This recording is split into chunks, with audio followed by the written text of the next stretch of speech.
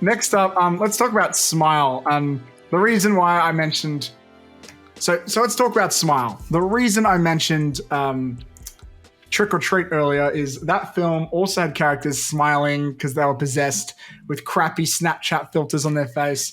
That was fucking garbage. But I like Smile. Jesse, what did you think of Smile? Did you like it? Yeah, I really, really liked Smile. For such a because I saw the trailer for this, and when you had the concept of people like smiling at the camera, like this, and you think, oh, this could be like really gimmicky. But Yeah, that's what I thought. The way it was written, it was done really, really well. I thought it was done really, really well, and I really enjoyed Smile. The only thing I would say was I didn't like the ending. I thought the ending was shit. But what about it? Sorry. You got to tell me because I don't think I'll watch it.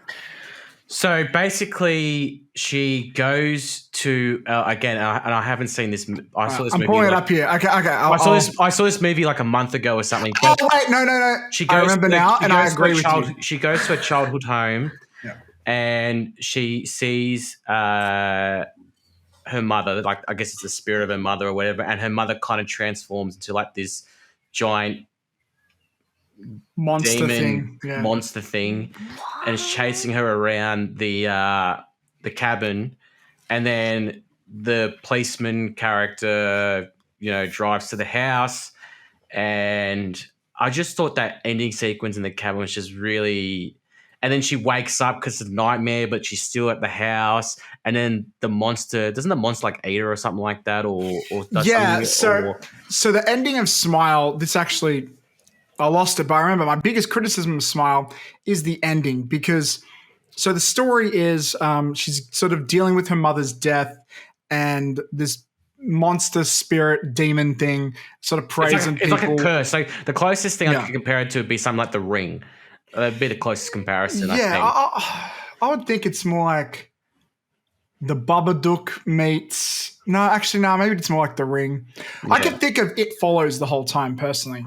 What happens, though? What's the actual premise? I got it. I got it right in front of me on Wikipedia. I already know what happens. She works as a... I mean as in, what makes the smile happen? Sort of, what? It's just the thing that the demon curse thing does before the person that's possessed dies, because they transfer the curse onto the witness of... Because they kill themselves, basically. Yeah. And the witness who witnesses the suicide then becomes infected, or the curse transfers to them from witnessing a suicide. And the themes is talking about trauma, it's talking about depression and how violence sort of is infectious and how it affects other people, which is really powerful stuff. But I think what Jesse's alluding to is the problem with the ending of Smile is there's this amazing character work. She sort of comes to terms with the loss of her mother. She learns to sort of accept what's going on. But then you find, and then it has this beautiful ending. But then the movie goes on for another 10 minutes. And what happens is you find out that was all hallucination caused by the demon. And then the demon kills her. And it just feels like this studio mandated ending where it's like, no, you got to end on a scare. You got to end on a kill. So, all that character work you did, you can leave it in, but we need you to do a reshoot and add in a scare at the end, which is, it undoes all the amazing writing and character work the whole film is set up. Okay. So it gives you a great film, and then you got this extra 10 minutes that ruins it all at the end. And it kind of subtracted the whole...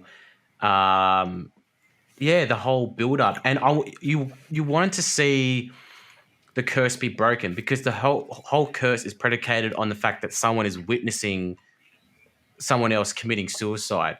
And I was thinking, what are they going to do? Because she's in this cabin by herself. There's no witness. Will the demon or curse still kill her because there's no one else to transfer the curse onto when she kills herself? So what are they going to do here? And then they're the very last minute, they bring the cop back in, and he breaks into the cabin and watches the main character light herself on fire. And I don't know, it just felt cheap. And I agree. Why? It's probably because the studio was like, well, this looks like a good film. We want to do a sequel, so you got to set up a sequel. So have a witness, see her die, and then boom, Smile Fade to 2 Black. comes out. Smile 2, still smiling, coming to cinemas. Smile 2, Pearly Whites. Oh my God. Smile I hope it's not 3, called that. 9 out of 10 dentists recommend. But disregarding the ending, though, I still thought it was a very good movie. I really enjoyed it. I heard good things about it from most people. Fantastic horror film. Yeah, no, I really, really liked it. I went in with super low expectations, and they, just like Bodies, I went in with really low expectations and left pleasantly surprised. It was a really great, Smile is a really great film. It just the ending. That's literally the ending. Just yeah.